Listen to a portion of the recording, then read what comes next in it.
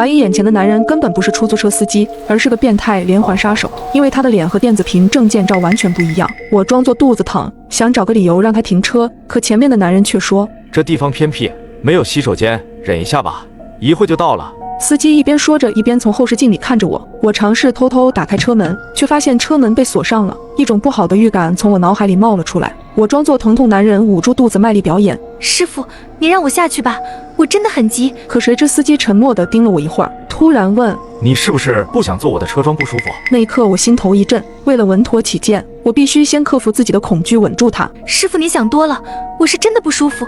既然附近没有公厕，那就赶紧开车吧，等路上遇到了再说。司机死死盯着我看了几秒，应该是在判断我说的真假。车子又走了几公里，不仅没有看见公用卫生间，连过路的车和人也没有。而我的手机也因为电量过低即将关机，距离我家还有大半的路程，大约需要40分钟。看着黑掉的手机屏幕，我只能找司机借充电器。司机倒是没有什么大反应，一只手开始缓缓伸向置物盒。当他拉开的瞬间，我竟看到一团杂物掉了出来，有破掉的丝袜以及各种女性用品。除此之外，还有2个不同女人的身份证混在物品中掉了出来，上面还粘着暗红色的污迹。砰的一声，司机迅速慌乱地关上了置物盒。姑娘，你别多想啊，司机绝对有问题，他一定就是新闻里杀害女乘客的变态凶手。这时司机的电话响了，他缓缓掏出一部白色的手机，那手机是受年轻人追捧的品牌，但很明显不像是司机的东西。电话一遍遍地打进白色手机，司机却一遍遍地挂断。最后烦了，他直接关机，将手机丢在副驾上。就在这时，他将方向盘打个转，说：“前边那条路正在施工，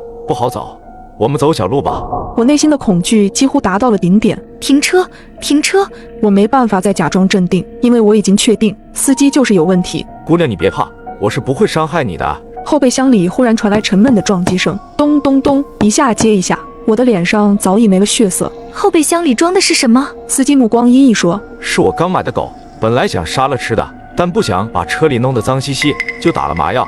这会儿估计是麻药劲儿过了。刚才还说是活鱼呢，怎么又变成狗了？”我当然不信。同时我心里有了一个可怕的猜测，后备箱里装着的恐怕是人，而且还有可能是个女人。就在这时，车子出问题停了下来，不知是玻璃碎片还是钉子扎破了轮胎。司机喘着粗气，阴沉地看着我：“你老实坐在车上，不要乱跑，否则我可不能保证你的安全。”他在威胁我。接着他直接下了车。跑不跑？跑的话，外面大雨瓢泼，我不知道这是哪里，可是不跑，独自面对变态司机，活下来的几率恐怕为0。我在沉闷的车厢里越来越焦躁害怕。咚咚咚，那个沉闷的撞击声再次传来，后备箱里还藏着个女人。